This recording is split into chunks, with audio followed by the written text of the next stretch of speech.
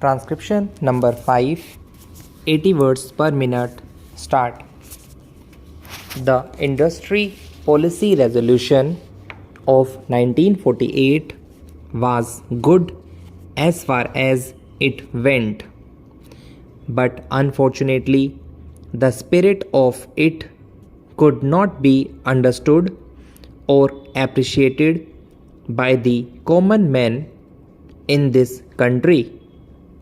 So, a new orientation of this policy was given, and the Honorable Prime Minister, after his return from China, publicly declared that the future policy of the country, or rather the future pattern of society, will be the socialist pattern. That was further emphasized by the resolution passed at the Avdi session of the Congress and later reiterated by Shri Debhar, President of the Indian National Congress. I am very glad to say that the spirit of it has been caught by the nation today. If I may say so, the nation has taken up the challenge for securing the socialist pattern of society. It behoves all sections, both inside this house as well as outside, without having mutual recriminations, to try and propagate in a sense manner and establish the socialist pattern of society indicated by the statements of the great leaders of our country. It may be relevant and pertinent if I refer to a few sentences from the memorandum presented on the 4th June 1939 by our Prime Minister, who was the chairman of the All India Planning Committee, which came into existence when there was provincial autonomy in the provinces. On pages 39 and 40 of that report, he stated, "It is clear that the drawing up of a comprehensive national plan becomes clearly an academic exercise with no relation to reality unless the planning authority or those to whom it is responsible are in a position to give effect to the plan. If this authority is powerless or circumscribed or restricted and has limited activities, it cannot plan. An essential prerequisite for planning is thus complete freedom and independence for the country and removal of all outside control. This implies that the country possesses in itself full sovereign authority to take any measures, adopt any policies, and form any relations with other countries as may seem best to its governing authority in the interests of the country and its people.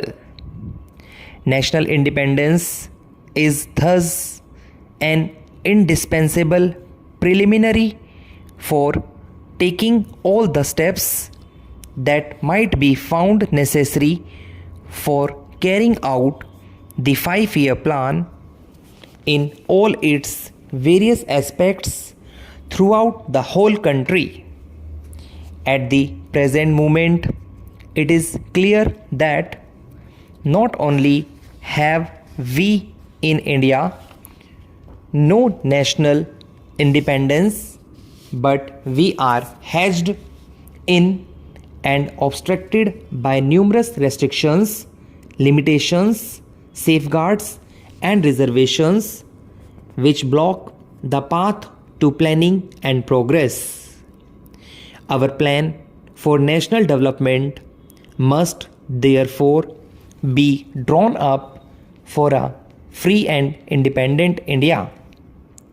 Thanks to the sacrifices made by millions of our countrymen and countrywomen under the leadership of the father of the nation, Mahatma Gandhi, we have today secured complete sovereign political independence at a time when the nations of the world were engaged in the bitterest struggle using all the weapons of destruction. If, therefore, we have secured political independence during the period of a quarter of a century, it should not be difficult, especially when we are today masters in our own country, to secure a socialist pattern of society as has already been indicated. But it requires the assistance, the propaganda, the active work of all those who are interested in this. I am sure so long as my honorable friends, the minister, the deputy minister, and the other minister who represent the Commerce and Industry Ministry can give us an assurance that the capitalist pattern would be avoided, some of us who believe in a cent% socialist democracy give an undertaking that certainly totalitarian policy will not be introduced in this country, because we have believed all along during the fight that we have given to the British government when we secured political independence, that we shall try to maintain democracy undiluted and a socialist democracy at that. I am absolutely certain that in this country of ours, liberty of thought, liberty of speech, and liberty of action will be guaranteed to every citizen to express his views in the manner he pleases. I therefore assure my honorable friend that so long as we do not, in the garb of a socialistic pattern, support a capitalist system, India will stand 100% for a socialist democracy.